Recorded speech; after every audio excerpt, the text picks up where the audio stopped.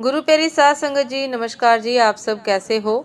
आशा करती हूँ बाबा जी के श्री चरणों में अरदास करती हूँ कि मालिक की कृपा से आप सब बहुत खुश होंगे, मौज बहार में होंगे और अवश्य भजन सिमरन में होंगे। साध संगत जी, मैं हाजिर हूँ आज आप सभी से एक बहुत ही खूबसूरत साखी साझा करने के लिए। उम्मीद करती हूँ ये साखी आप सभी को बहुत पसंद आएगी। साध संगत जी, समय न गवाते हुए शुरू करते हैं। साध संगत जी, एक सेठ के एक इकलौता पुत्र था, पर छोटी सी ही उम्र में गलत संगत के कारण राह भटक गया था।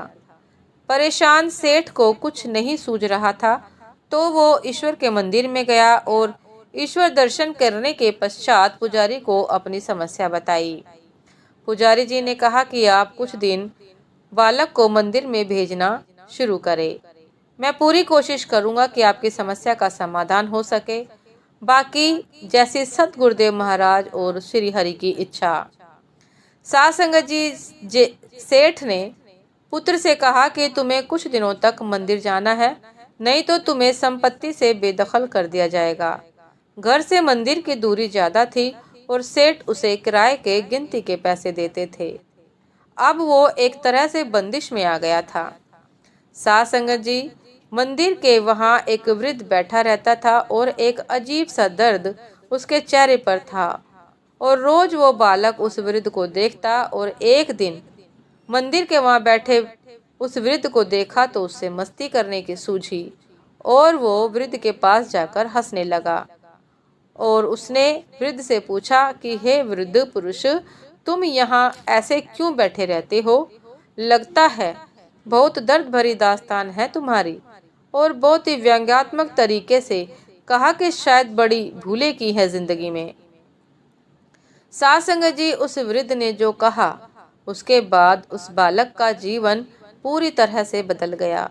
उस वृद्ध ने कहा कि हाँ बेटा, हंस लो, आज तुम्हारा समय है, पर याद रखना कि जब समय बदलेगा तो एक दिन कोई ऐसे ही तुम पर हंसेगा। सुनो बेटा, मैं भी खूब दौड़ा, मेरे चार बेटे हैं और उन्हें जिंदगी में इस लायक बनाया कि आज वो बहुत ऊंचाई पर हैं, और इतनी ऊंचाई पर है वो आज कि मैं उन्हें दिखाई नहीं देता हूँ। और मेरी सबसे बड़ी भूल ये रही कि मैंने अपने बारे में कुछ भी न सोचा, अपने इन अंतिम दिनों के लिए कुछ धन अपने लिए बचाकर न रखा। इसलिए आज मैं एक पराधीनता का जीवन जी रहा हूँ। पर मुझे तो अब इस मुरलीधर ने संभाल लिया कि यहाँ तो पराधीन हुआ हूँ, कहीं आगे जाकर पराधीन न हो जाऊं। साध संगत जी, बालक को उन शब्दों ने झकझोर कर रख दिया। बालक ने कहा कि मैंने जो अपराध किया है उसके लिए मुझे क्षमा करना। हे देव, पर देव आपने कहा कि आगे जाकर पराधीन न रहूं, ये मेरी कुछ समझ में नहीं आया। साध संगत जी, वृद्ध ने कहा कि वत्स, यदि तुम्हारी जानने की इच्छा है तो तुम बिल्कुल सावधान होकर सुनना। अनंत यात्रा का एक पड़ाव मात्र है। ये मानव देह और पराधीनता से बड़ा कोई अभिशाप नहीं, और आत्मनिर्भरता से बड़ा कोई वरदान नहीं। अभिशाप की जिंदगी से मुक्ति पाने के लिए कुछ न कुछ जरूर करते रहना चाहिए। साध संगत जी, उसने कहा कि धन शरीर के लिए तो तपोधन आत्मा के लिए बहुत जरूरी है। नियमित साधना से तपोधन जोड़िए, आगे की यात्रा में बड़ा काम आएगा। क्योंकि जब तुम्हारा अंतिम समय आएगा, यदि देह का अंतिम समय है तो धन बड़ा सहायक होगा, और देह समाप्त हो जाएगी तो फिर आगे की यात्रा शुरू हो जाएगी और वहाँ तपोधन बड़ा काम आएगा। और हाँ, एक बात अच्छी तरह से याद रखना कि धन तो केवल यहाँ काम आएगा, पर तपोधन यहाँ भी काम आएगा और वहाँ भी काम आएगा। और यदि तुम पराधीन हो गए तो तुम्हारा साथ देने वाला कोई ना होगा। साध संगत जी, उसके बाद उस बालक का पूरा जीवन बदल गया। इसीलिए नियमित साधना से तपोधन इकट्ठा करो, खूब मन लगाकर भजन सिमरन करो।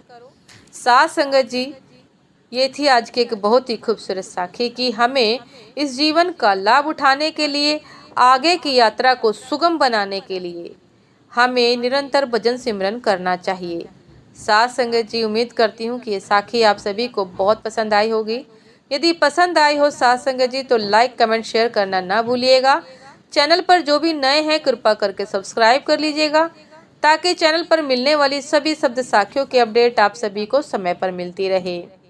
साथ संगत जी, आपसे फिर मुलाकात होती है एक नए शब्द साखी के साथ, एक नई प्रेरणा के साथ। तब तक के लिए आज्ञा दीजिए। नमस्कार जी। सदा खुश रहिए, मुस्कुराते रहिए, भजन सिमरन करते रहिए। नमस्कार जी।